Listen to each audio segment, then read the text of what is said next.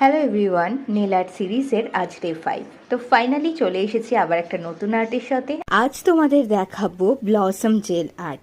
এই আর্টটা করার জন্য প্রথমে বেসকোট অ্যাপ্লাই করে সেখানে 60 সেকেন্ড কিওর করে নিতে হবে। তারপর তার উপর দিয়ে সিলসের ব্লসম জেল অ্যাপ্লাই করে সেটাকে কিওর না করে তার উপর দিয়েই কিন্তু আমরা আর্টটা করব। এখানে আমি হোয়াইট কালার দিয়ে একটা রোজ মোটিভের আর্ট করছি, আর এখানে রোজের প্যাটেলসগুলো আমি একটু বড় বড় রেখেছি। আর যতক্ষণ না এই কালারটা পুরো স্প্রেড হচ্ছে ততক্ষণ কিন্তু আমাদের একটু ওয়েট করে যেতে হবে, কিন্তু আর্টটা করার সময় খুব ফাস্ট হাতে আর্টটা করে নিতে হবে। তারপর আবারও কিন্তু আমি এখানে 30 সেকেন্ড কিওর করে নেওয়ার পর এর ওপর দিয়ে হোয়াইট কালার দিয়ে কিন্তু আমি লাইনগুলোকে আরও বেশি প্রমিনেন্ট করার জন্য ড্র করে নিয়ে আবার 30 সেকেন্ড কিওর করে নিয়েছি। পুরো আর্টটাকে আরেকটু সুন্দর দেখানোর জন্য এখানে আমি সিলসের পেন্টিং কালার জেল সিলভার গ্লিটারটা অ্যাপ্লাই করছি।